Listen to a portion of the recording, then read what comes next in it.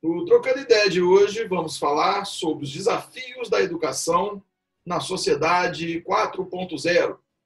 Temos como convidados Inês Campolina e Enilton Rocha. Ambos são consultores educacionais, professores e especialistas no ensino à distância.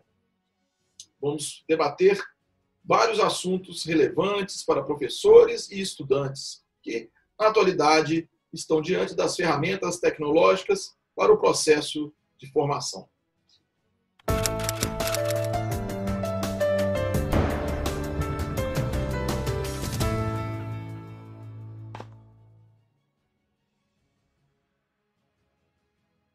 No Trocando Ideias de hoje, temos aqui Enilton Rocha e Inês Campolina, ambos pesquisadores e consultores do ensino à distância.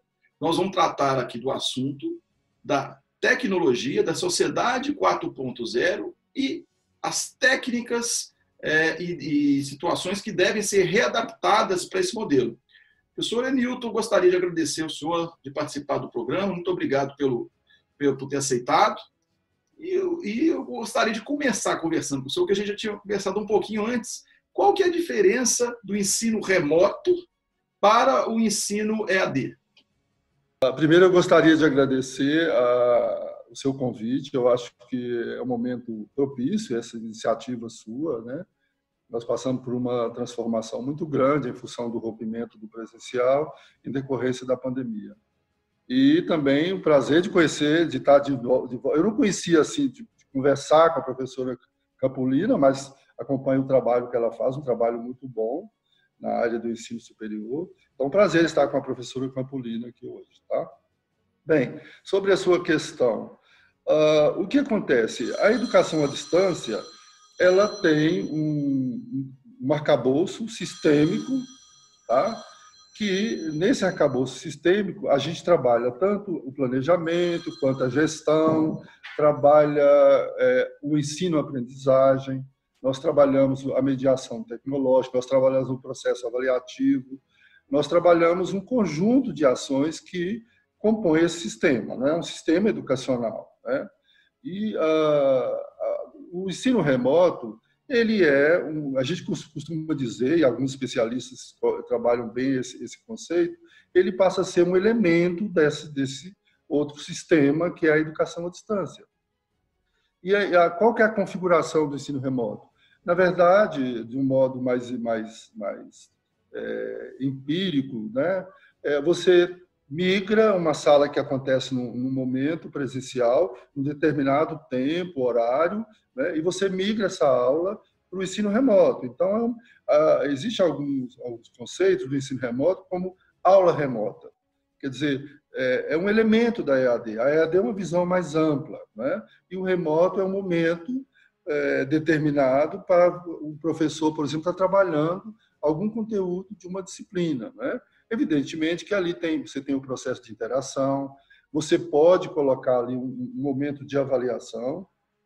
E o que está acontecendo, e nós vamos conversar daqui a pouco, é que o fato das instituições serem pegas de surpresa nesse rompimento, migrou-se essa sala para o virtual, e aí há essa confusão. Muita gente acha que o ensino remoto é educação à distância, mas não é. Tem princípios, tem fundamentos e princípios que as qualificam, né? Elas são diferentes. Ok? Ok, muito obrigado, professor Enilton. Professor Inês, vou ligar o microfone aí, professor.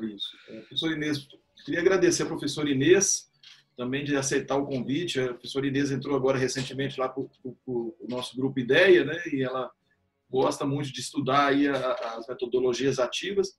Professora, como é que a senhora está vendo essa situação hoje, né, com o Covid-19?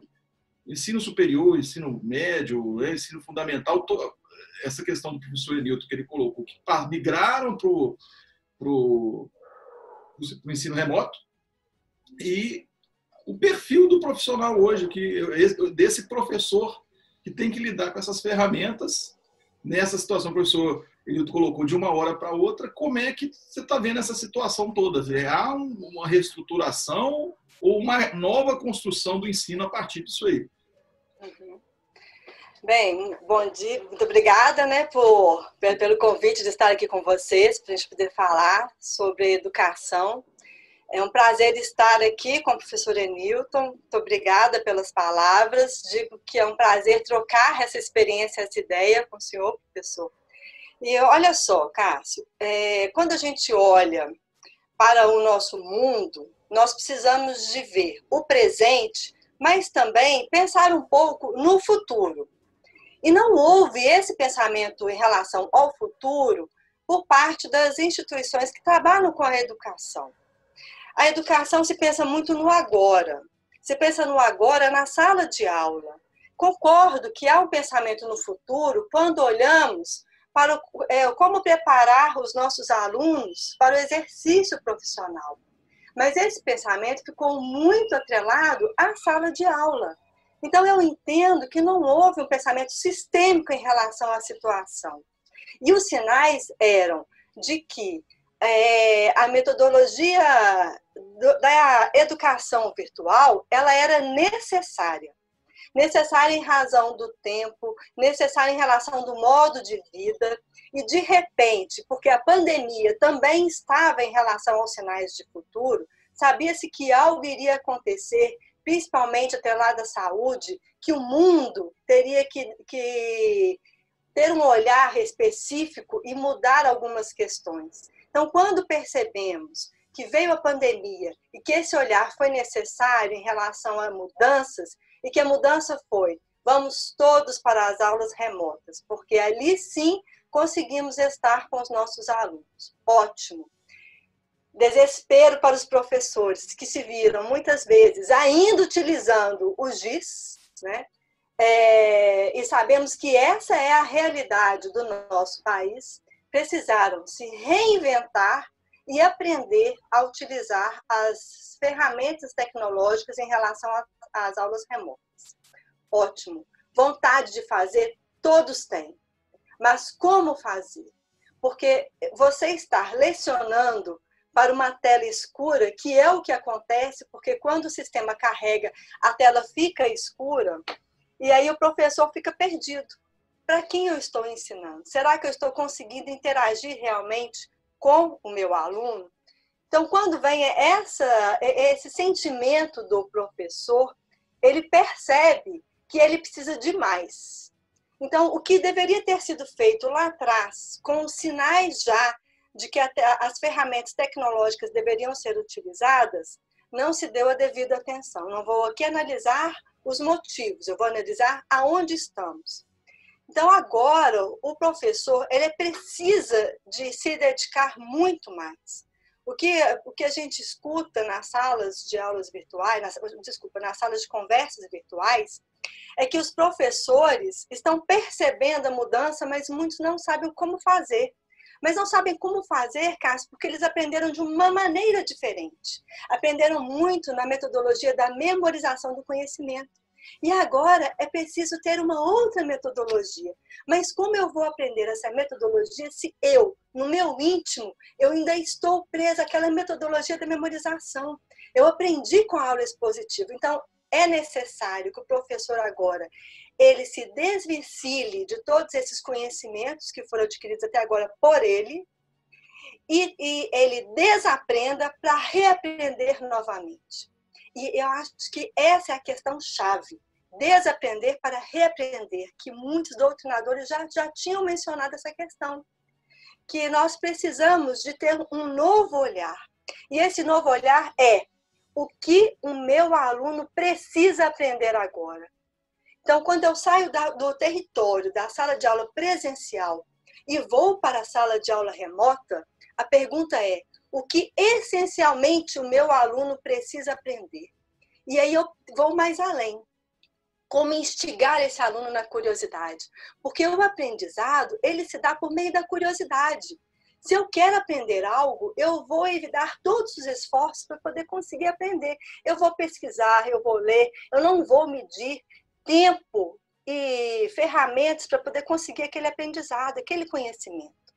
Então, a questão é, o professor precisa de pensar qual o significado desse conteúdo que eu vou lecionar. qual a finalidade para o aluno aprender esse conteúdo e conseguir desenvolver por meio de metodologias participativas ou ativas que também cabem muito bem na sala de aula remota, para que ele possa, então, instigar este aluno e colocar o aluno no seu lugar do protagonismo. Mas é só o aluno? Não. O professor também precisa estar nesse protagonismo neste momento. Não só neste momento. É necessário que todos estejam no protagonismo nesse percurso formador. Aí sim nós vamos conseguir obter um aprendizado eficaz. O aluno vai querer aprender e o professor ele vai querer ensinar, porque vê essa vontade do aluno aprender. E como é que eu falo em relação à tela escura? Aí eu vou utilizar as metodologias ativas, eu vou utilizar várias metodologias que eu possa instigar o aluno. Muito obrigado, professor Inês. E, por sinal, a gente estava conversando um pouquinho antes com o professor Nilton, e a gente estava falando de metodologias ativas, né? E eu falei assim, professor, eu tive instituições, eu trabalhei e aí faziam determinados processos e era colocado aquilo como se fosse metodologia ativa. E aí, né, professor Nilton, até fazer essa pergunta para o senhor também, para você esclarecer de novo, que o que o pessoal às vezes está colocando como dinâmica, né, que o senhor me explicou que seriam dinâmicas, não é metodologia ativa. E às vezes a MEC faz uma visita, né, nessas escolas de ensino básico, fundamental e no ensino superior, né, eu estava, e coloca aqui como se fosse metodologia ativa. E acho que está tendo essa confusão, né, da dinâmica e da metodologia ativa. Os dois são estudiosos do assunto, e eu vou explorar um pouquinho isso aí para a questão da tecnologia. Se o senhor pudesse esclarecer para a gente, professor Enil. Não, perfeito, perfeito. Primeiro eu queria pegar um gancho da professora Campolina, da Inês, quando ela trata essa questão do antes, né, antes da pandemia, né, ou durante o início da pandemia, quando nós tivemos um tempo razoável para nos prepararmos para essa dificuldade que nós vivenciamos hoje. Eu gostaria de complementando a fala dela, voltar um pouco antes, 10 anos atrás. Né? 10 anos atrás, nós começamos a receber alguns sinais de que o modelo de ensino, o modelo educacional no Brasil estava com algumas defasagens. Tá? Tanto defasagem do ponto de vista de concepção de educação, né? Porque a quarta revolução industrial, que eles estão chamando de indústria 4.0, ela começava nos Estados Unidos, na Europa, na Coreia do Sul, no Japão, a empurrar as instituições educacionais a fazer uma reflexão, uma nova reflexão sobre como a educação poderia estar acompanhando essa revolução industrial, né? E aí nasce, então, um termo que está sendo muito utilizado agora, que é educação 4.0. Então, lá atrás, antes da pandemia, eu concordo com a professora Inês, a gente já tinha sinais, por exemplo, de tecnologias exponenciais, né? Nós começamos a escutar na Europa, nos Estados Unidos, na Universidade de Nova York, por exemplo, a chegada das tecnologias exponenciais. Então, o celular, como uma delas, já era elemento de debate na sala de aula, né? Então, assim, já era uma preocupação. Uma outra coisa, o conhecimento conectado. Quer dizer, nós não podíamos mais imaginar que o conhecimento era o conhecimento de 50 minutos numa sala de aula. Quer dizer, isso era uma questão que já discutíamos há 10 anos atrás. O conhecimento conectado, né? A possibilidade de o aluno e o professor, em seu processo de autonomia, sair da sala de aula, sair de Belo Horizonte, sair de Minas Gerais, sair do Brasil, durante a aula, porque o conhecimento é conectado, né? Não há necessidade de uma referência única que é o professor. Isso também era 10 anos atrás. Depois chega na educação um outro elemento que reforça essa preocupação, uma reflexão sobre o modelo nosso de educação, que são as startups, né? Então, as startups chegam e dizem, olha, esse modelo que vocês estão trabalhando na sala de aula, isso não condiz com o que está acontecendo lá fora. Então, chegou-se a falar, tem um termo muito interessante, que eu gosto às vezes, porque atrás desse termo tem um fundamento teórico muito legal, que é o empreendedorismo educacional. Então, a startup traz para a sala de aula o empreendedorismo educacional. Quer dizer, associado a quem? As metodologias ativas. Aí elas se encaixam perfeitamente, né? Outro elemento que, há 10 anos atrás, acho que o Brasil ficou um pouco assim, deixa ver como é que fica, e o próprio MEC não estava entendendo muito bem isso, e aí eu acho que a gente acostumou no nosso modelo, não nos preocupamos em reavaliar, ressignificar esse modelo, como diz a professora, e aí chega a pandemia, que era o que ninguém imaginava, e diz, vamos parar com tudo isso daí e vamos recomeçar. E é o que está acontecendo. Tá? E como a gente não tinha essa perspectiva de começar o debate, começar a testar de fato, com toda a propriedade da metodologia ativa, uma metodologia ativa, e aí é a discussão que eu fazia com o professor Brant agora mesmo, né? Ainda nós temos uma concepção errônea de metodologia ativa, em que algumas instituições colocam uma dinâmica como metodologia ativa. E a metodologia ativa ela tem, além do fundamento teórico, científico, ela tem um caminho a ser percorrido, e esse caminho termina num propósito, né? E, então, é o seguinte, tem um propósito, mas atrás desse propósito tem uma trajetória, com alguns momentos de parada para reflexão, alguns momentos que é uma atividade prática. Essa atividade prática ela pode ser mista, ela pode ser híbrida, tanto dentro da sala de aula, virtual ou presencial, como externamente. Então, tem laboratórios envolvidos numa metodologia ativa, quer seja laboratórios tecnológicos ou laboratórios manuais, não interessa. Então, eu acho que é isso daí. Nós ficamos muito tempo discutindo a educação, o modelo educacional brasileiro, mas a ação não foi uma ação muito concreta, muito ativa. E aí a pandemia veio complicar isso tudo, né? Então, agora, por exemplo, nós temos que dizer para alguns professores, e aí eu começo, por exemplo, uma qualificação de professores, eu falei com você daqui a pouco, né?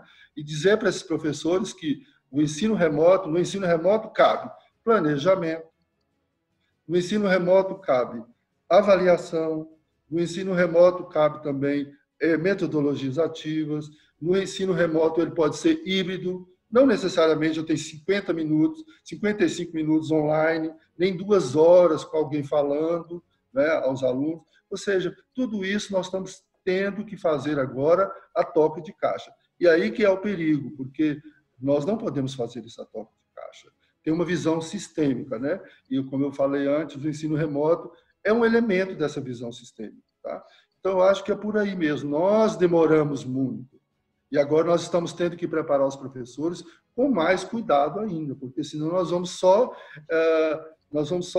piorar a situação. Porque senão nós vamos ter nós deixamos de ter um ensino remoto, como está acontecendo muitas vezes, não são todos, mas nós vamos ter uma educação à distância piorada. Ou seja, o nosso receio é que nós evoluímos. Eu estou na EAD desde 98. Nós evoluímos muito na educação à distância.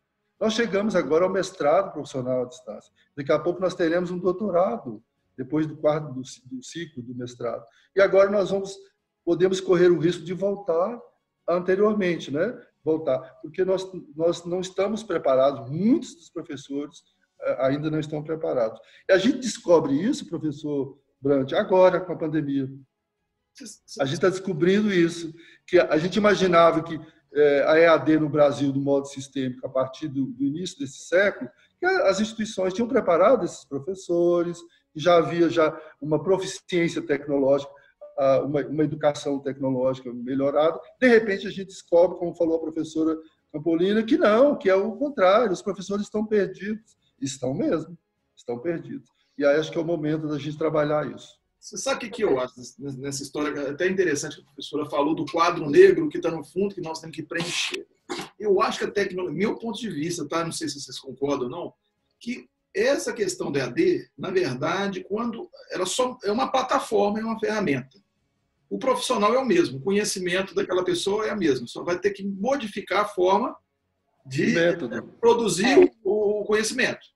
O método está com problema. E eu acho que está acontecendo o seguinte, nesse momento, evidenciou uma deficiência que já existia antes, porque nós temos a tecnologia. O que vocês pensam? Isso. Pois é. Aí, Cássio e professor Enilton, eu gostaria de colocar que você está certíssimo, Cássio, o conhecimento é o mesmo e o professor está lá, que é o mesmo professor, para poder ministrar esse conhecimento. Agora, como ele vai fazer? A questão é essa. Se até mesmo na sala de aula presencial o expositivo para ele ainda era muito necessário, quando ele vai para a aula remota, essa aula expositiva, ela se desfaz. E aí ele tem que saber como fazer. Aqui eu vou até falar um pouquinho da questão prática. Quando a gente começa uma aula, que você entra em sala de aula, no presencial, você está ali com os alunos, você consegue perceber como é que está o ambiente. Na sala de aula remota, isso não acontece com facilidade. Então, o que nós precisamos fazer é, primeiro, trazer os alunos para essa atmosfera. É aí que eu vou até colocar uma dica prática. Como é que eu tenho feito? Eu tenho utilizado a cultura. Eu tenho começado as minhas aulas por meio de músicas, de poemas, de uma reflexão, para trazer os alunos naquele ambiente da sala de aula remota. Porque você não pode, de repente, abrir a sala de aula, dar um bom dia, boa tarde, boa noite, cumprimentar os alunos e começar com o conteúdo. Precisa trazer todo mundo para aquela atmosfera. Então, tem que preparar. Então, sair do presencial para o remoto precisa também de aprender a lidar com o remoto. Depois que você fez essa questão toda, você não pode ficar 50 minutos falando para os alunos. Você tem que ter uma interação. Por isso que é importante você introduzir metodologia ativa. Realize um debate socrático. Coloque os alunos em pares para poder falar sobre algum tema, para poder discutir um caso. Coloque o Fishbowl, por exemplo, que é uma ferramenta ótima também para a gente poder realizar na sala de aula remota. Então, o professor ele precisa de ir mais além agora. Ele precisa de verificar como é que está a sua aula. Outro dia eu fui assistir uma aula que eu ministrei e se percebe que, às vezes, o aluno ele não consegue nem enxergar o professor ali na tela também. Então, a gente tem que ter instrumentos muito maiores para poder estar com a atenção do aluno ali. Então, não fale o tempo todo, chame os alunos para poder participar da sua aula, traga elementos culturais para poder introduzir a sua conversa, faça um resumo do que foi tratado na última aula, para os alunos poderem até mesmo se sintonizar, porque às vezes o aluno sai, deixa o serviço dele ao lado e vai abrir a sua sala de aula. Quer dizer, não houve nenhum tempo para ele poder conseguir sair de um ambiente para o outro, porque às vezes ele saía do ambiente do trabalho, demorava meia hora até chegar na faculdade. Agora não, agora é imediato, né? Então, essas questões todas que nós estamos falando muito para a educação superior, também vale para a educação básica, porque nós temos, eu não vou falar da educação infantil porque ela é diferente, mas o ensino fundamental e o médio também estão na sala de aula remota. E nós precisamos muito mais de ter esses alunos conosco, porque quando se fala da educação básica, é muito mais fácil o aluno dispersar do que um adulto que está ali na educação superior. Muito bom. Eu queria só complementar um pouquinho sobre isso, porque eu estou vivenciando isso na pele agora. O que eu tenho trabalhado com os professores, e aí me parece que está tendo uma aceitação boa, é que uma das metodologias ativas, ela se encaixa perfeitamente agora no momento de planejamento, aquele momento que antecede o professor online. Então, como ela falou, a gente está... Eu vou falar vou conversar com vocês um pouco sobre o que a gente percebe no ensino presencial. Eu tenho depoimentos de alunos e de professores que a percepção dos alunos é que o professor prepara a aula no presencial enquanto do estacionamento à sala de aula. Existe essa brincadeira, né, na academia no Brasil. Tem muitos professores que preparam a sua aula no presencial do estacionamento até chegar na sala de aula. No online, como eu conversava com o professor Cássio, e a professora Campolina coloca isso muito bem, o improviso ou o susto, o improviso tem um mal muito grande no ensino online, né? E o susto, muito também. Por quê? Porque se o professor não tem clareza sobre o que ele vai fazer naqueles 50 minutos ou uma hora, ele pode ter um susto muito grande, porque alguém pode colocá-lo contra a parede, fazer um questionamento, né? Porque hoje os alunos eles são tecnológicos de certo modo, porque eles andam com o celular no bolso, né? Eles têm uma informação, não é conhecimento às vezes, mas tem muita informação. Informações, inclusive, contraditórias, que é muito bom. Tem pontos e contrapontos na mão do aluno. Então, o professor pode ser pego de surpresa diante de um argumento que ele coloca, e se ele não está preparado, ele pode criar um problema de segurança, de desconfiança. Bem, essa é uma questão. E qual a metodologia que nós estamos utilizando hoje para evitar esse tipo de constrangimento? Nós usamos a sala de aula invertida. Por que ela funciona? Porque eu recomendo, eu estou fazendo isso com os professores, não vão para um ensino remoto, para uma aula remota, sem antes, por exemplo, colocar o conteúdo que o aluno deve ler antes de você chegar, com uma atividade de reflexão, porque se você só coloca o texto para ele ler e não coloca uma atividade de reflexão, ele provavelmente vai ler como ler duas páginas de artigo. Então, você coloca... Se eu tenho o que nós estamos fazendo, se a minha aula, a próxima aula, segunda-feira, das 9 às 10, das 9 às 9h55, ou das 9 às 10, esse texto chega antes, com uma reflexão e a problematização. E aí eu já digo para esses alunos que tipo de dinâmica ou estratégia nós vamos trabalhar. Se vai ter uma atividade prática, se não vai ter, porque o ensino remoto pode ser híbrido. Não necessariamente ele tem que ser online. Então, na sala de aula invertida, que é uma metodologia muito boa, nós estamos utilizando e está funcionando. Porque o aluno e nem o professor, eles chegam naquele momento da aula despreparado, assim, meu Deus, o que vai acontecer aqui? Não. O professor não pode chegar nessa aula, nem um aluno. Então, eles já chegam ávidos, né? Por exemplo, quando você problematiza na sala de aula invertida 5 dias antes, 3 dias antes, eles chegam já curiosos. E aí, dentro desse planejamento, que é a sala de aula, nós chamamos planejamento da sala de aula remota, a sala de aula invertida. Porque ali o aluno ele é transparente, o aluno sabe de tudo que vai acontecer, qual que é o propósito, como ele vai ser cobrado nessa aprendizagem, que tipo de atividade vai ser feita, se é uma atividade híbrida. Eu tenho um caso concreto em que, na sala de aula invertida, eles tinham um problema concreto de um shopping, e o shopping estava fechado. Nós tivemos que tirar o shopping como objeto de pesquisa. Aí nós colocamos uma outra área que estava aberta, que é o comércio da rua, né? É o comércio da rua, o ambulante. Então, quando ele chega na sala de aula remota, ele já estudou o conteúdo teórico da disciplina, ele já tem o estudo teórico, ele já foi problematizado, aquele conhecimento, e ele já alega, inclusive, argumentos práticos, porque ele já trabalhou 5 dias antes. Tem professores que a aula é de uma vez por semana. Quer dizer, ótimo, a sala de aula invertida dele provavelmente vai ficar mais rica. Mas tem professor que dá aula de 2 em 2 dias. Então, ele só tem 2 dias para trabalhar com o aluno. Mas o que eu quero dizer, complementando a fala da professora Campolina, não é permitido improviso, porque se você faz improviso, você gera uma série de problemas. Você gera resistência, o aluno começa... Porque hoje nós temos casos, por exemplo, de professores que reclamam que o aluno some, né? Ele entra, mas o aluno é como se não tivesse aluno. O aluno mudo, né? Por quê? Porque não foi feita uma sala de aula invertida. Ele não se envolveu. Ele chegou para assistir como se fosse uma aula presencial. O professor fica lá na frente, escrevendo o quadro, passando PowerPoint, né? Não tem uma... Por isso que nós estamos usando a sala de aula invertida.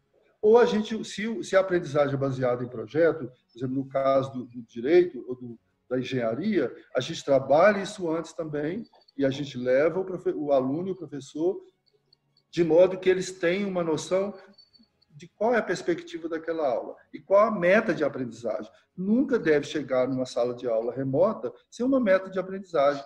E se você não faz a sala de aula invertida, vira uma coisa, na verdade, aí sim é uma transposição pedagógica.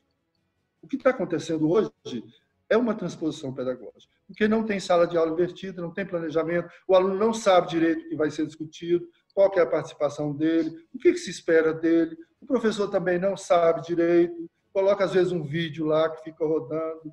Então, assim, hoje o ensino remoto no Brasil, com raríssimas exceções, é uma transposição pedagógica. Eu acho que é aí que é o problema. Então, eu recomendo aos professores fazer o que nós estamos fazendo. Use a sala de aula invertida. Vocês vão se sentir muito mais confortáveis, os alunos vão gostar muito mais, porque eles entram para o online sabendo o que vai ser cobrado. A gente cria um fórum, para vocês terem uma ideia, na sala de aula invertida, do debate anterior sobre aquilo que vai ser falado na aula online com o professor. Então, a aula online com o professor está virando um momento de confronto. entre o que foi teórico durante 2 dias e 3 dias, foi problematizado, com aquilo que vai ser feito na aula. Então, assim, os alunos trazem questionamentos, trazem proposições, trazem dúvidas. Então, eu acho que eu recomendo usar a sala de aula invertida como o planejamento do ensino remoto, porque senão nós estamos fazendo transposição pedagógica. E aí eu acho que a professora tem razão. É muito susto, muito improviso, e aí não funciona, realmente não funciona. Eu vejo assim, pode falar, Inês, depois eu falo. Eu ia colocar aqui, professor Nilton, só para continuar, porque eu gostei muito da fala do senhor aqui, das questões que o senhor trouxe nesse debate, porque olha só, o professor, ele lá no início do semestre já deveria estar pronto com seu plano de ensino, e o aluno tem acesso a esse plano de ensino. E a função que o professor tem, ele pensava que era de trazer o conhecimento para o aluno. O conhecimento ele está aí disponível em ampla dimensão. Hoje nós temos palestras, temos lives, temos seminários, tudo virtualmente, cursos. Então, quer dizer, o conhecimento ele está aí à disposição de quem quer adquirir. Então, qual seria a função desse professor? Que na sala de aula presencial, ele estava para poder apresentar esse conhecimento. Agora, o aluno já foi apresentado esse conhecimento. Então, o professor ele tem que entender que o significado do ensino agora é outro. E pensar na finalidade do que ele vai ensinar. Então, quando o senhor traz a questão da sala de aula invertida, para esse planejamento, eu acho excelente, porque o professor ele tem a sua responsabilidade, a responsabilidade da sua função, que é, né, como os clássicos dizem, de iluminar esse percurso, de ser um mentor, fazer uma mentoria com o aluno. Então, utilizar a sala de aula como um momento de discussão do que o aluno adquiriu de conhecimento com a sala de aula invertida, eu acho excelente, até mesmo porque isso é que nós precisamos. Aí, quando o senhor traz a questão do projeto, eu vou inserir a aprendizagem por competência. Por que nós estamos ensinando os nossos alunos? É ótimo, eu olho o perfil do egresso e trago o perfil do egresso para o aprendizado. Mas o perfil do egresso, ele extrapolou muito mais do que a gente pensa. A gente tem que olhar o mercado de trabalho. Não é o emprego, porque o emprego ele está sendo substituído pelo trabalho. Nós estamos vendo aí que o campo do emprego está sendo diminuído cada vez mais, mas o trabalho está sendo ampliado. Então, quando o professor ele ensina na sala de aula remota, ele tem que perceber o que eu preciso estimular nesse aprendizado do aluno que ele vai utilizar lá fora com o seu trabalho. E aí vem a questão das soft skills também. Eu tenho que ensinar o aluno a conviver com o colega, a discutir, a entender pontos de vista diversos. Então, quando o senhor traz, professor Nilton, essa questão de que o aluno vem com outro ponto de vista, isso é excelente, porque traz uma grandeza enorme nesse aprendizado. E é isso que nós precisamos de fomentar na sala de aula remota. É olhar lá para fora, ver o que o trabalho está exigindo e aproveitar esse momento remoto para poder ensinar aos nossos alunos. Como você deve agir? Como você vai fazer? Você precisa de saber fazer. Isso é essencial para esse aprendizado do momento. E não é só pensando na educação superior, não. Na educação básica, tem muito conhecimento que o aluno pode adquirir na sala de aula invertida. Então, eu tenho que trazer o aluno aqui para a criticidade. E essas questões, eu acho, são fundamentais para a gente poder pensar hoje na educação 4.0. A criticidade, a experiência. Obrigado, senhor. Uma coisa que eu vou perguntar para os dois, assim, a gente trabalhou numa outra questão de inteligência artificial na educação. Como é que vocês veem isso? Utilização de robôs, de programas para poder auxiliar? Tem professor que fica até com medo desse nome, né, de robôs na educação, acha que vai tomar a função de professor e ali é mais uma ferramenta de auxílio, né?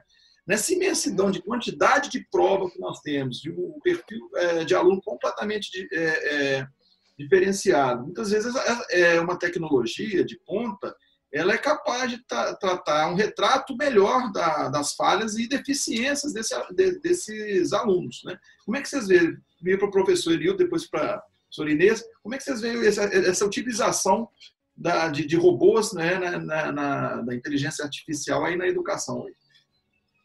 Perfeito, professor. Acho que essa é uma questão da hora, sabe? Até porque nós tivemos recentemente, eu até no LinkedIn, eu tenho uma comunidade ativa no LinkedIn, né, na área de educação, tanto acadêmica como corporativa. Eu trouxe para o debate no LinkedIn uma notícia, uma matéria sobre essa questão do robô na educação brasileira, né, recentemente. Bem, o que eu acho? Eu acho que, do mesmo modo como as instituições ficaram brigando com a EAD nesses últimos 18 anos, 10 anos, né, elas perceberam que a EAD é uma coisa, é um tsunami, né, e agora a pandemia fez esse tsunami acabar com o resto de dúvidas que tinham sobre a EAD, então não tem mais resistência. Acho que não tem cabimento mais resistir à EAD. E eu acho que nessa perspectiva, porque a EAD ela sai do arcabouço de 4 paredes e entra no mundo digital muito grande, né? Eu falei no início das tecnologias exponenciais, né? E aí a inteligência artificial é uma delas, faz parte desse bloco. E aí o que acontece? O robô na pedagogia massiva, por quê? O modelo de educação à distância, muitas vezes, ele tem, por exemplo, instituições que têm 15 mil alunos, 16 mil alunos, tem instituições que têm 800 mil alunos, né? Então, configura-se no make-off desse modelo educacional de oferta uma pedagogia massiva. Infelizmente, é a realidade, porque o professor não vai dar conta de atender de modo personalizado 150 alunos, 100 alunos. Então, acaba a pedagogia massiva. E aí entra o personagem robótico, né? O professor da inteligência virtual fazendo algumas coisas. Agora, o que eu acredito é o seguinte, porque tem um problema de compliance nisso daí. O compliance é uma coisa séria, e o problema que foi criado foi um problema de compliance, né? Os professores, não, segundo depoimento de alguns professores, eles não sabiam que o professor ia corrigir prova. O robô ia corrigir prova. Quer dizer, aí tem um problema de compliance, né? Agora, fora isso, eu acho que se a instituição está atenta à compliance, né, na educação, a compliance na educação, que é uma coisa hoje importante, né? Eu queria fazer um pit stop aqui. Por que o compliance na educação é importante? Porque a OCDE está batendo na nossa porta há 3, 4 anos atrás, dizendo, e a OCDE não sabia do vírus, não sabia da pandemia, mas eles olharam para o mundo do ponto de vista educacional, pensando em educação e sociedade, pensando em educação e desenvolvimento socioeconômico. Aí a OCDE diz, olha, o ensino, a educação precisa pensar em 3 questões que já deveriam estar sendo pensadas. A primeira chama Código SIC, C-I-C. A primeira questão é confiança. Então, as instituições precisam, mais do que nunca, deixar isso claro no projeto pedagógico, na seleção, no edital, no site, confiança. Né? Não pode esquecer de confiança. O I, inovação. Se nós estamos falando em um mundo extremamente digital, nós precisamos pensar em inovação. Em todo momento da educação, a inovação tem que estar presente. Inovação é criar com perspectiva de transformação. Porque, às vezes, as pessoas criam uma coisa, mas ela não transforma. E se você não transforma um status quo, a inovação sua não existe. Então, o I de inovação. Então, a educação precisa estar alinhada com a inovação. E o último C é a cooperação, colaboração. Então, as instituições agora estão perplexas, porque elas descobriram que elas sozinhas não vão dar conta. Elas não vão... Aquela comunidade fechada, acadêmica, né? Aquela autoridade epistemológica sozinha não vai dar conta. Então, o último C da OCDE é cooperação e colaboração. E aí eu volto no robô. Então, o professor ele não vai perder o espaço dele, ele não pode perder o espaço dele, porque a compliance não vai deixar, compliance acadêmica. A inteligência, o soft skill do robô é o professor. Então, ele precisa, olha que ingenuidade da instituição, como excluir o professor da robotização? Não pode. Ele é o principal, ele é a inteligência. de tudo que vai acontecer. Então, eu acho que o professor, quando ele descobrir o potencial dele de transformação no make-off da inteligência artificial, ele vai ficar vislumbrado. Agora, o que não pode é a gente ter um robô corrigindo prova que nem um aluno sabia, porque aí não perde, aí tem um problema de confiança da OCDE, foi para o espaço, o aluno se sentiu traído, o professor se sentiu traído, e aí pode caracterizar realmente um robô, uma coisa descontextualizada, porque quando você envolve o professor na robótica, você tem contextualização, você tem fundamentação científica, você tem proposta de aprendizagem contextualizada. Aí você bota um robô maluco respondendo sim ou não, aí realmente é um problema. Então, eu não vejo a robotização como um problema, mas como está sendo utilizado hoje por algumas instituições, sim, porque o professor ele não está fazendo parte dessa inteligência. E o professor não pode ter medo de robotização. A inteligência artificial não vai tomar espaço do professor. Pelo contrário, vai colocar o professor no status muito mais interessante, porque a soft skill, ele é a inteligência disso tudo. Agora, não pode ser o professor pego de surpresa e se sentir traído. Aí tem compliance, tem problema legal, tem problema trabalhista, tem problema de confiança, aí a OCDE tem razão. E não tem inovação, que é o pior. Que inovação surgiu ali? Cadê a inovação? Só porque um robô falou que estava certo e errado? Não é isso, não é inovação. Esse é o meu pensamento. Tá? Obrigado, professor. Inês, como é que você vê a inteligência artificial aí? Vou falar um pouquinho quando o ensino à distância ele foi incrementado nas instituições, mais ou menos 2007, 2008. E aí, naquela época, os professores ficaram muito assustados, porque a sua disciplina, vamos colocar assim, presencial, ela foi para o ensino à distância. Então, se ele tinha uma sala de aula com 40 alunos, agora ele tem uma sala de aula com 200 alunos. Então, isso para ele trouxe um medo enorme. E o professor, aí com o medo, ele veio a resistência do professor. Mas como o professor Enilton trouxe muito bem aqui, nós temos a percepção de que a inteligência artificial ela vai abraçar 100% do nosso futuro. Concordo que ela vai ajudar o ser humano a viver em 100% no que ela puder, mas o ser humano ele jamais será substituído pelo robô. Porque nós, seres humanos, temos o afeto. E o afeto não pode ser colocado, não pode ser realizado por uma máquina. Eu assisti a um vídeo sobre educação em 2025. E lá eu vi que a educação para as crianças, nessa percepção do autor do vídeo, ela seria 100% por meio da inteligência artificial. E aquilo me deixou muito perplexa, porque eu pensei, como na educação infantil podemos pensar em um aprendizado sem afeto? E aí eu comecei a raciocinar de que ele era uma perspectiva, mas que eu tenho que usar a criticidade e entender que o ser humano ele tem o seu lugar, de que somos nós que alimentamos os dados para que a inteligência artificial possa trabalhar. Ótimo, são um banco de dados. Mas a inteligência artificial ela vai até aí.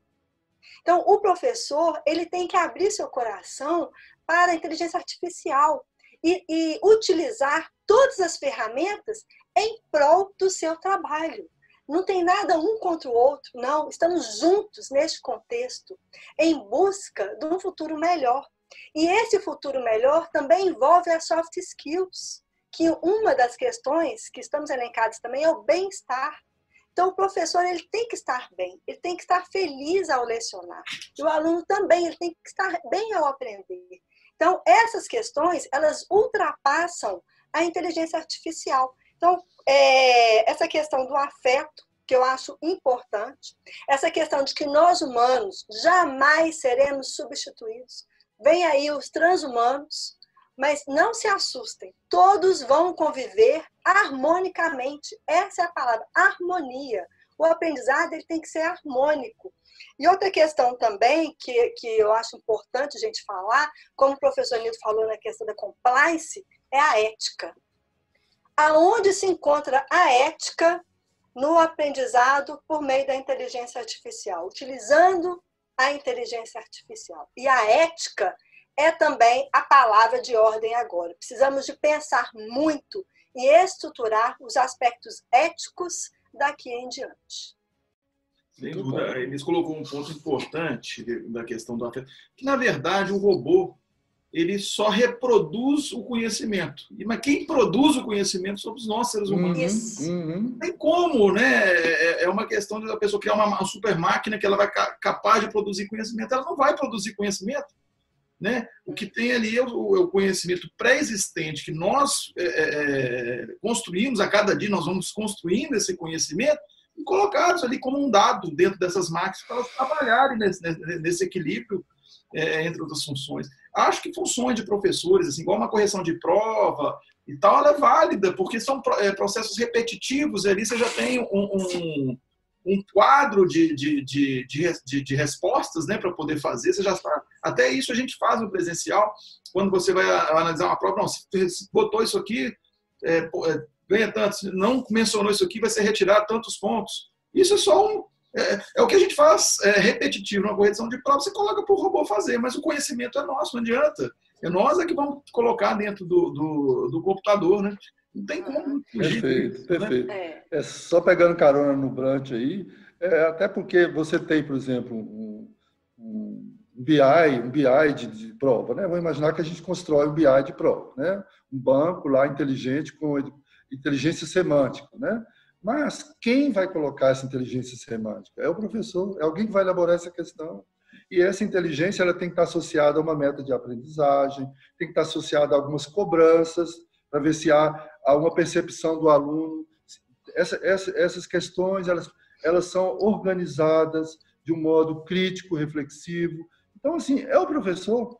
Se o professor está usando um BI do professor Brant, mas o professor Brant ele precisa entender disso, de educação, de avaliação. Então, de certo modo, é um professor. E mesmo que o professor que vai usar o BI do professor Brant não concorde com algumas avaliações tipo múltipla escolha, ele pode questionar isso, ele pode reformular isso, né? Agora, eu acho, de certo modo, uma ingenuidade de algumas instituições imaginar que o professor e o aluno não vai perceber que isso não está sendo colocado adequadamente, né? E quando a OCDE, reforçando a fala da professora Campolina, quando a OCDE diz confiança, a ética está dentro do bloco de confiança. Se não existe ética, provavelmente a confiança está ruída, ela está fragilizada. Então, é isso daí. Eu acho que nós temos que conviver com isso de um modo amigável. E eu descobri que a EAD me ensinou muita coisa. Mas uma coisa ela me ensinou: não tenha medo do desafio. Procure conhecer o desafio. Estude sobre o desafio. Tente praticar algumas coisas que você possa conhecer o desafio.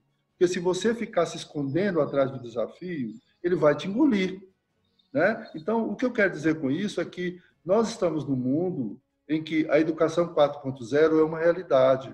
Nós não podemos mais formar pessoas que não consigam empregabilidade, que não estejam no mercado da empregabilidade. Então, nós precisamos desenvolver habilidades e competências transformadoras. Eu estou coordenando um projeto de mestrado profissional, eu estou vivenciando isso. Eu assisti uma fala recente do presidente da CAPES, em que todo o processo avaliativo vai ser reformulado na stricto sensu. O Qualis, por exemplo, que foi assim endeusado, provavelmente ele não vai ser essa coisa violenta, né, em que os professores fazem formação, por exemplo, de um mestrado profissional baseado em Qualis. Que é isso? Não. Nós temos que olhar o modelo que o professor do mestrado profissional possa, de fato, na sua pesquisa, transformar o status quo que ele encontra na realidade que ele pesquisa. E não ficar preocupado com Qualis, em que revista que ele vai publicar isso, né? Então, eu acho que o mundo caminha para isso, e nós não podemos perder de vista esse mundo digital que está aí. Agora, nós temos que nos preparar. O professor não pode ficar quietinho também, esperando as coisas acontecerem, né? A gente está vendo aí o sufoco das universidades federais. 69 universidades federais, até o dia 15 de maio, só 6 estavam fazendo ensino remoto. Eu não sei se é resistência só, mas pode ser, por exemplo, falta de proficiência tecnológica, falta de formação de professores para lidar com isso. Então, assim, resistir à evolução, resistir ao mundo digital, eu acho que é sucumbir num processo de exclusão, inclusive, né? E agora está surgindo um termo novo, que é o racismo digital. Então, nós não podemos olhar a inteligência artificial como uma ameaça, como a professora falou. Pelo contrário, nossa parceira. Vamos conhecer, vamos estudar, vamos fazer. Se eu não sei lidar com a inteligência artificial, vamos fazer um curso de qualificação, como compreender isso. Vamos tentar entender isso, como usar isso melhor na nossa prática, senão daqui a pouco nós seremos excluídos, porque não vai ter espaço. E depois da pandemia, o que se pensa, os pensadores, né, eu considero americanos, europeus, alguns asiáticos, o nosso mundo vai virar de cabeça para baixo. E a educação não vai ser diferente. Sim. A educação não vai ser diferente. Agora, nós já temos telemedicina, nós já temos disciplinas teóricas na medicina, que nós, da EAD, estamos brigando com isso há quase 12 anos. 12 anos. O direito para nós é o melhor campo da EAD e é o direito, a resistência da OAB com o direito. Isso tudo vai ter que ser repensado, porque nós não teremos espaço mais para brigar com o mundo digital. Nós não teremos espaço. Nós estamos no momento da ubiquidade, educação e ubiquidade. Nós temos que pensar nesse conjunto, educação e ubiquidade. Essa educação que eu pratico, esse conhecimento que eu estou trabalhando, existe propósito de ubiquidade nisso? Como que o aluno tem acesso a essa educação? Só numa sala de aula? Em que formatos eles estão tendo acesso? Qual que é a capacidade de acesso do aluno a essa educação? Se não for ubíqua, ela está fora de propósito, porque ela vai estar sempre numa sala de aula, sempre na boca do professor. Isso não é mais educação. Isso não é educação. Ok? Esse é o meu pensamento. Isso. E as considerações aí, Inês? Pois é, a professora Nilton trouxe essa questão. A professora Nilton trouxe essa questão muito bem colocada. Como é que vamos fazer depois que a pandemia se for, né? Depois que tudo se acalmar e voltarmos para a sala de aula presencial? Não falo em termos de questões sanitárias, estou aqui discutindo educação, o aprendizado e como será esse aprendizado. O professor Raí estava com uma metodologia expositiva, foi para a sala de aula remota e agora ele volta para a sala de aula presencial. Como vai ser esse retorno? Aí eu coloco aqui duas questões muito importantes. Primeiro, é o aprendizado por competência. Precisamos de ensinar o aluno a como fazer, o que ele precisa de fazer. E outra questão que também precisamos de inserir aqui, espera só um pouquinho que eu acabei me perdendo aqui, cara. E outra questão que nós precisamos de inserir aqui é a transdisciplinariedade. Eu não posso olhar só para a minha graduação, não posso olhar só para o direito, a medicina, a engenharia, a arquitetura. Eu preciso de olhar como um todo. Esse olhar sistêmico, ele tem que ser introduzido. E as instituições de educação superior, elas têm um campo fértil para isso, que elas possuem mais de 2 graduações. Então, percebam como é que nós precisamos de unir esses alunos em sala de aula. Precisamos de mudar esse currículo da educação superior e introduzir possibilidades do aluno fazer o seu percurso com base em várias disciplinas que ele tem à sua disposição. E uma questão também que precisa de ser ressaltada é a programação. O aluno precisa de entender pelo menos o mínimo de como programar, porque a inteligência artificial está entrando em todas as áreas. E se o aluno não souber o básico de como programar, ele vai ficar estanque. Então, o script mudou do tradicional para o digital, estamos indo para a era exponencial. Então, precisamos ficar atentos em relação a essas questões e olhar agora a educação superior, pensando em aprendizado por competência, transdisciplinariedade. São as duas questões que eu gostaria de ressaltar aqui. Obrigado. Tudo bem. Nosso tempinho já está quase no final, e é tanto assunto, né, para a gente falar. Eu só vou colocar uma posição aqui, só pedir depois 2 minutinhos para cada um fazer as considerações. Infelizmente, não tem como mais, que a gente tem muito assunto. O que eu penso é o seguinte, assim, nessa história toda que a gente está passando, é igual eu havia falado, eu acho que essa questão do AD, ela veio, AD não, né, desse ensino remoto, ela veio trazer reflexões até do próprio propósito da gente como professor, também no ensino presencial, porque eu acho que a ferramenta agora, quando chegamos para o meio digital, aí as deficiências nossas aparecem. Então, eu, particularmente, assim, em aula, eu não gosto de grave minha aula, etc. Talvez se eu tivesse permitido a gravação e o aluno, às vezes, me desse a gravação final, e talvez perceber um tanto de erro. Hoje eu tenho essa reflexão. Antigamente eu achava, isso é violação de direitos autorais, etc. E a ferramenta, na verdade, se for o bom uso da ferramenta, a questão ética, né? Se for transparente, olha, está sendo gravado, eu acho que até para o professor depois se ver e perceber, às vezes, erros que a gente é humano, né? A gente vai errar alguma coisa ou não aprofundou determinado, e talvez até um feedback, né, para a gente mesmo. E esse silêncio aí, às vezes, a Inês coloca, que vocês colocam, os alunos estão, esse silêncio para mim já existia antes dentro de sala de aula. Porque a gente via aquele aluno mexendo ali, ele estava fazendo de conta, até que está prestando atenção, ele já estava ausente há muito tempo. E a aula é assim mesmo, uns participam, o resto fica na ausência. E aí esse silêncio começou a passar a incomodar a gente, porque no meio digital, esse silêncio nosso, ele fica mais evidente. Você entendeu? Eu penso dessa forma. Verdade, é isso daí. Fica mais evidente. Hoje, desculpa que eu me alonguei um pouquinho. Professor Enilton, 2 minutinhos de considerações finais aí e depois a Inês. A gente realmente só tem a agradecer a vocês aqui, que hoje foi muito enriquecedor o nosso debate aqui. Na verdade, eu que tenho que agradecer, viu, professor, dessa oportunidade. Eu acho que o Brasil está carecendo desses diálogos, embora sejam curtos, mas para uma reflexão sobre isso que nós estamos falando aqui, né? Como você falou, é um tema para 1h30, 2 horas, sei lá, né, para discussão, debate. Bem, o que eu acho é o seguinte, que nós como educadores, e aí eu incluo os professores também no Brasil, né, em especial no ensino superior, e não vou esquecer do ensino básico, né? Professor, eu mandei aquele texto pequeno para o senhor ler, não sei se o senhor chegou a ler, e uma avó me pediu socorro, né? Eu escrevi até um texto sobre isso, uma avó me pedindo socorro, como é que fazia com as 2 netinhas dela, né? Na escola dela, sobre o uso de tecnologia. Então, eu acho que o ensino básico também, os professores do ensino básico. O que eu acho é que nós, educadores e professores, precisamos estar mais atentos à internet das coisas, né? Eu acho que esse termo é um termo, não é de passagem, não é um termo, não é modismo, é uma realidade. Vamos compreender a internet das coisas. Que reflexo a internet das coisas tem no nosso dia a dia como educador e professor? Por quê? Porque elas estão na nossa casa, ela está dentro de um ônibus, ela está no consultório médico, ela está enquanto você espera o avião. E a gente precisa entender isso, de que modo isso reflete, por exemplo, no planejamento da nossa aula, na revisão curricular. Eu acho que os nossos currículos eles estão extremamente defasados. Nós ainda estamos ensinando o aluno na sala de aula para um exercício de uma profissão que praticamente acabou.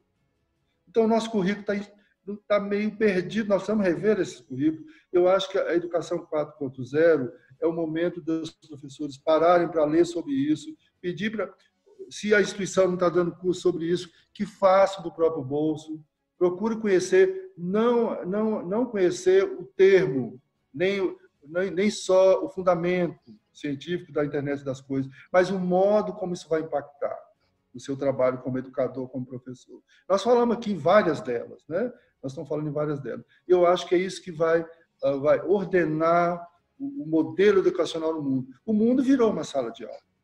O mundo virou uma sala de aula em que as humanidades digitais agora elas estão muito mais evidentes nesse currículo. Elas precisam de entrar nesse.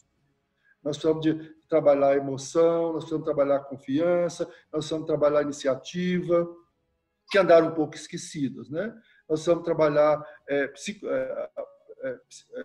efeitos psicossociais da aprendizagem virtual e digitalizada. Então, assim, eu acho que essa é a recomendação que eu faço aos educadores e professores. Procurem conhecer, estudar, pesquisar e, principalmente, manipular, né? Mexer. O adulto tem essa coisa, ele aprende muito depois que ele mexe com as coisas, né? Então, problematize essa internet das coisas para você verificar, de fato, que impacto isso vai ter no seu trabalho. Porque, senão, você vai ter, inclusive, problemas de empregabilidade depois da pandemia. Ok? Professor Enilton, muito obrigado. Inês? Bem, depois de tudo que nós colocamos aqui, Eu gostaria de agradecer ao professor Cássio e ao professor Enilton por esse momento de reflexão sobre a educação no nosso país. Diante da Revolução 4.0, falamos a palavra medo aqui, e quando estamos com medo, é diante de algo escuro, algo que não conhecemos, que não percebemos além do nosso olhar. Então, a minha recomendação, professor, acenda a luz e veja quantas possibilidades você tem para poder reaprender neste momento. A profissão de professor é uma das profissões milenares que nós temos. E ela não vai se acabar em função da inteligência artificial. Não vamos ser substituídos por robôs. Então, acenda a luz, veja as possibilidades, veja esse conhecimento que está aí e como você pode auxiliar o seu aluno nesse percurso formador, neste aprendizado. O aluno também tem o conhecimento à sua disposição. E o que fazer com esse conhecimento? Quando o professor Enilton trouxe aqui a experimentação, sim, nós temos que experienciar. E o aluno também precisa, sobre o olhar do professor, experienciar. E aí o professor vai dizer, aqui está bom, aqui não está. Você pode continuar por esse caminho ou acrescente esse conhecimento ao seu caminho. Essa será sempre a função do professor, de estar junto com o seu aluno, ajudando nesse percurso formador. É muito importante a nossa profissão, dentro de qualquer contexto, é o aprender. E o aprender cabe em todos os lugares por onde estamos. Então, professor, vamos juntos nessa, vamos aprender juntos. É super importante esse momento do conhecimento amplo e vamos fazer agora o reaprendizado por um futuro melhor. Muito obrigada. Eu que agradeço, professora Inês. Encerramos hoje o nosso Trocando Ideias com o tema Desafios na Educação na Sociedade 4.0. Não esqueçam de acessar nosso site www.ideiaonline.org. Até a próxima.